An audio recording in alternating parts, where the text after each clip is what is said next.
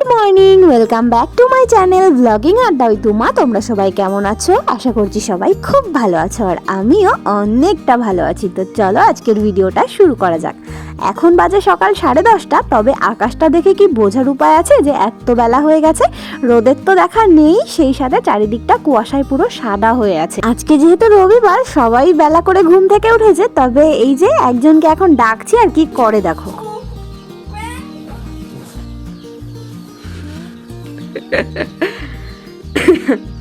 10:30 বাজে, উঠবি না? ওঠ ওঠ তাড়াতাড়ি উঠে সোয়েটার পর।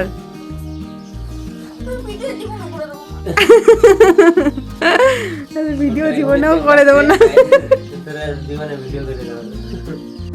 রবিবারের দিনটা পেলে একটু বেলা করে ঘুম থেকে উঠতে ইচ্ছে করে ঠিকই, তবে এতটাও বেলা করার ইচ্ছে ছিল না। কিন্তু ওই আর কি, অ্যালার্ম কখন বেজেছে বুঝতেই পারিনি। 9:30 অ্যালার্ম দেওয়া ছিল, 1 ঘন্টা লেট হয়ে গেছে ঘুম থেকে উঠতে।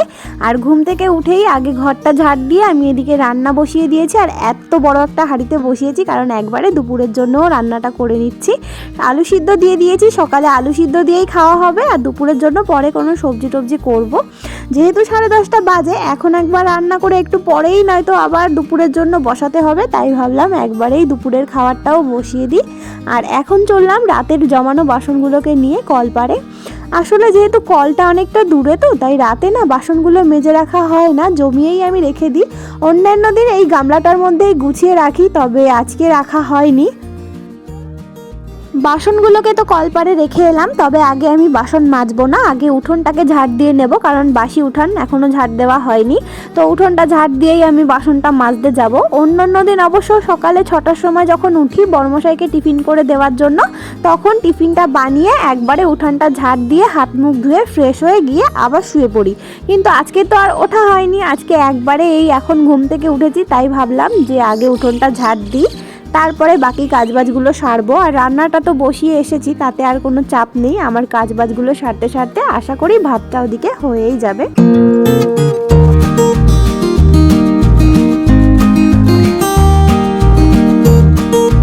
উঠোনটা ঝাড় দেওয়া হয়ে গেছে, এবারে আমি কলপাটটা ধুয়ে নেব। রেগুলার আমাকে এই কাজটা ঘুম থেকে উঠে আগেই করতে হয়, কারণ এখানে না প্রচণ্ড বালি চারিদিকে। আর আমরা যতবার চপ্পল পরে পরে হেঁটে এসে এই যে কলপাটটাতে উঠি, ততবার এখানে এসে বালি জমা হয়ে থাকে। কাজেই দিনের মধ্যে 3-4 বার করে কলপাটটা ধুতেই হয়, কিন্তু সকালবেলা উঠে আগে একবার ভালো করে ধুয়ে নিই, কারণ এক্ষুনি তো আমি বাসন মাজবো। আর এই নোংরার মধ্যে বালির মধ্যে বাসনটা রাখতে কেমনই যেন লাগে, তাই আগে ভালো করে ধুয়ে নেব, ঝাঁটা দিয়ে ঝাড় দিয়ে পরিষ্কার করে নেব, তারপরেই আমি বাসনটা মাজবো।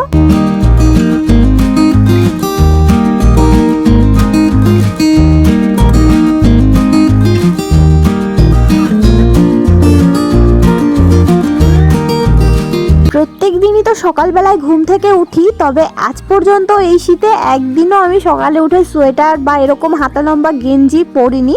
কোনো দিন শুধু চাদরটাকে একটুখানি কানে পেঁচিয়ে নিই, কোনো দিন চাদরটাও নিই না, কিন্তু কোনো অসুবিধাই হয় না। তবে আজকে এত ঠান্ডা লাগছে, 10:30টার সময় ঘুম থেকে উঠেও আমাকে এই হাতা লম্বা গেঞ্জিটা পরতে হলো। এটা না পরে আমি বাইরে বেরোতেই পারলাম না, প্লাস এর সঙ্গে তো চাদরটাও ছিল, দেখতেই পেলে। তবে এখন যেহেতু কলপারে বসে বাসনটা মাজবো, তাই চাদরটা থাকলে একটু অসুবিধা হয়ে যাবে, ওই জন্য রেখে দিয়েছি খুলে। আর এবারে ঝটপট করে আমি বাসনটাকে মেজে নেব, কারণ ওদিকে ভাতটাও হয়তো বা এতক্ষণে ফুটে গেছে, কারণ ভাতটা হতে না একদমই সময় লাগে না, 20 থেকে 25 মিনিটের মধ্যে ভাতটা হয়ে যায়। তো ওদিকে অনেকক্ষণ বসিয়ে দিয়ে এসেছি, বসিয়ে এসে আমি কত কাজ করে ফেললাম। দেখলেই উঠানটা ঝাড় দিলাম, কলপাটটা ধুয়ে নিলাম, এখন আমার বাসনটাও প্রায় মাজা হয়ে গেছে। তো এবার ঝটপট করে বাসনগুলোকে আমি ধুয়ে নেব। আর আমাদের এই যে কলটা, এর বিষয়ে যত কম বলা যাবে ততই ভালো। মানে এত বাজে কলটা, একেই কলটা প্রচণ্ড টাইট, তার উপরে আবার জল বেরোয় না। মানে কেউ যদি খাবার খেয়ে এসে কলটাকে চেপে, তাহলে তার খাবারটা এই কল চিপতে চিপতেই হজম হয়ে যাবে আর কি, এতটা বাজে। আর এখানে তো সব কাজই আমাকে কল চেপেই করতে হয়, এত কষ্ট হয় না আর কি বলবো। যাই হোক, এখন ঘরে চলে এসেছি, এসে ফ্রিজ থেকে আমি মাছটা বের করে রাখলাম, কারণ এমনিতেই বরফটা ছাড়তে একটু সময় লাগে। আর আজকে তো আরোই প্রচণ্ড ঠান্ডা পড়েছে, কাজেই এমনিতেই তো বেশি সময় লাগবে, এটা নর্মাল ব্যাপার। তাই আমি একটু আগে থেকেই মাছটাতে জল দিয়ে রাখলাম। এখন ভাবলাম একটুখানি সবজি কেটে নিই, কারণ বর্মশাই না বাজারে গেছে। ওদিকে আমার আলু সিদ্ধ ভাতটা হয়েই গেছে, তবে ভাবলাম ও এলে সবাই একসঙ্গে মিলেই খাবো। তাই ও আস্তে আস্তে যতটা কাজ গুছিয়ে রাখা যায় দুপুরে রান্না করার জন্য এই একটুখানি বাঁধাকপি কেটে নিচ্ছি। আর বাঁধাকপি কাটতে তো আমার প্রচণ্ড সময় লাগে, অবশ্য ছুরি দিয়ে তবুও বা একটু তাড়াতাড়ি কাটতে পারি, বটি হলে তো আর কিছু বলারই নেই, প্রচুর সময় লেগে যায় বটি দিয়ে কাটতে। যাই হোক, এদিকে রিমা দুটো ডিমও সিদ্ধ করে নিয়েছে, সেই সাথে আলু সিদ্ধ, বেগুন সিদ্ধ, লঙ্কা সব নিয়ে নিয়েছে। এবার এগুলোকে ভালো করে মেখেও নিয়েছে। আর এই যে আমাদের সকালের ব্রেকফাস্ট আজকে আলু সিদ্ধ মাখা, ডিম সিদ্ধ মাখা, আর তার সঙ্গে গরম গরম ভাত।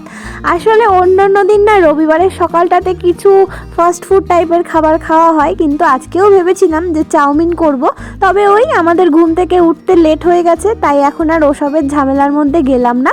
কারণ যদি এখন ওসব করতে যাই তাহলে রান্না করতে করতে আমার 12টা বেজে যাবে, আর তারপরে খেতে খেতে তো 12:30, তাহলে আর দুপুরের খাবারটা খেতে পারবো না। তাই যত তাড়াহুড়ো করে করা যায় সেই জন্য সিদ্ধ ভাতই করে নিলাম। আর এখন এই যে কতগুলো ধনিয়া দেখতে পাচ্ছ, এগুলোকে আমি একটু ভিজিয়ে দেব, কারণ এগুলো বীজ আর কি, গাছ লাগাবে, অনেক দিন আগেই এনে রেখেছে, তবে ওই কুড়েমির জন্য হচ্ছিল না লাগানো। তবে আজকে আমি ঠিক করেছি এটাকে ভেজাবই, না হলে হচ্ছেই না। আর বাড়িও চলে যাব দুদিন পরে, যদি এটা লাগিয়ে রেখে যেতে পারি তাহলে বাড়ি থেকে আস্তে আস্তে গাছগুলো বেরিয়ে যাবে, ওই জন্য আমি আজকে ভিজিয়েই দিলাম ফাইনালি, অনেক দিন ওয়েট করার পরে। আর এদিকে এখন খাওয়া দাওয়া সেরে বরমশাইও নিজের কাজে লেগে পড়েছে। রবিবার বললাম যে ওরও আজকে ওই জন্য ছুটি আছে, ডিউটি নেই, আর অন্য দিন ডিউটির চক্করে এই সমস্ত কাজগুলো করা হয় না। আজকে ফাঁকা পেয়ে বলেছে ওরও যত পেন্ডিং কাজ আছে সব আজকেও কমপ্লিট করে ফেলবে। তো এখানে অনেক মাটি নিয়ে আসছিল, প্রথমে গোবর সার নিয়ে এসেছে পাশের বাড়ি থেকে, এখন আবার মাটি নিয়ে আসছে। এবার এগুলোকে একসঙ্গে মিক্স করছে, মিক্স করে এই যে পাশে যে বস্তাগুলো রাখা আছে ওর মধ্যে এই মাটিগুলোকে ভরবে, ভরে নিয়ে ছাদে নিয়ে গিয়ে তারপরে ওর মধ্যে আর কি গাছ লাগাবে। অনেক দিন থেকে এই প্ল্যানিংটা হয়ে আছে আমাদের দুজনের, তবে প্ল্যানিংটা কিছুতেই সাকসেসফুল হচ্ছিল না, আমাদেরই কুড়েমির জন্য বলতে পারো। তো এদিকে বলল যে রিমা থাকতে থাকতেই কাজটা করে ফেলবে। দুদিন পরে বললাম বাড়ি যাব, তো তখন রিমা তাকেও বাড়িতে রেখেই আসবো, তাই বললো যে আজকেই কাজটাও কমপ্লিট করবে, কারণ সবাই মিলে একসঙ্গে করলে না কষ্টটা কম হবে, তবে একা করতে গেলে কষ্টটা একটু বেশি হবে, ওই জন্য আজকেই কাজটা সারবে।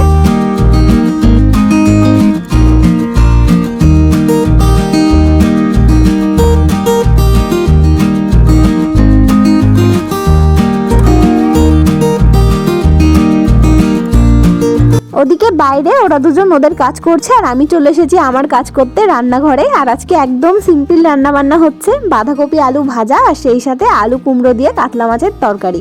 অন্য দিন না রবিবারে মাংস হয়, তবে ওই আজকে আমাদের ঘুম থেকে উঠতে দেরি হয়ে সব কিছুরই গন্ডগোল হয়ে গেছে।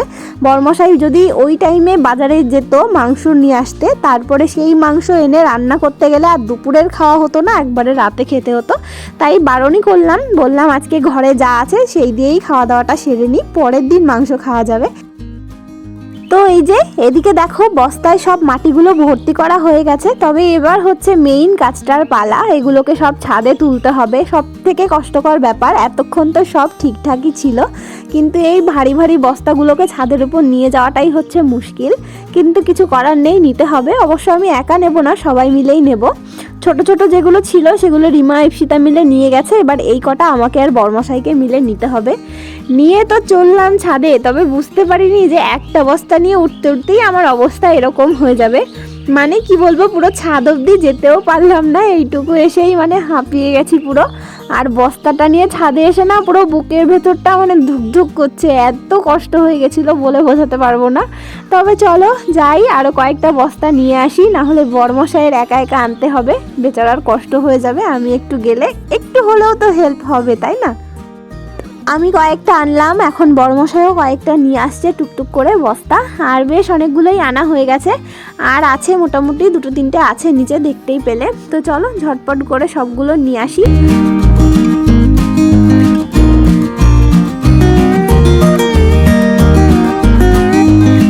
এদিকে তো সব বস্তাগুলো নিয়ে আসা হয়ে গেছে, এবারে বরমশাই সেই সঙ্গে একটা নেটও নিয়ে এসেছে। আসলে এখানে নেটটা টাঙাবে, তো দেখছিল মাপ টাপ ঠিকঠাক আছে কিনা। অবশ্য এখন নয়, আগে গাছগুলো লাগানো হবে, তারপরেই নেটটা টাঙানো হবে। তো দেখা যাক কি গাছ লাগাই, এখনও ঠিক করিনি, যখন গাছ লাগাবো তোমাদেরকে অবশ্যই দেখাবো। আর কালকেই হয়তো বা লাগাবো, বললাম যে গাছটা লাগিয়ে রেখে তারপরেই বাড়িতে যাব। তো যাই হোক, তোমাদের আজকের ভিডিওটা কেমন লাগলো অবশ্যই কিন্তু কমেন্ট করে জানাবে, আর যদি কিছু ভালো লাগে, আর যদি কেউ আমার চ্যানেলে নতুন হয়ে থাকো তাহলে অবশ্যই চ্যানেলটা সাবস্ক্রাইব করে আমার পাশে থেকো। আর এখন আমরাও চলো ঝটপট করে আমাদের কাজবাজগুলো সেরে ফেলি।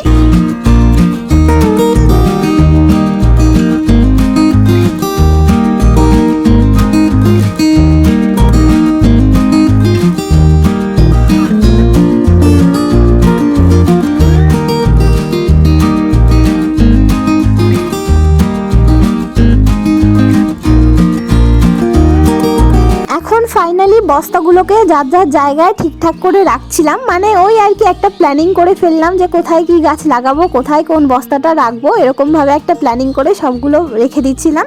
তো চলো ভিডিওটা এখানেই শেষ করছি, তোমাদের সঙ্গে দেখা হবে নেক্সট ভিডিওতে। ততক্ষণ সবাই খুব ভালো থেকো, আনন্দে থেকো, সুস্থ থেকো, বাই বাই।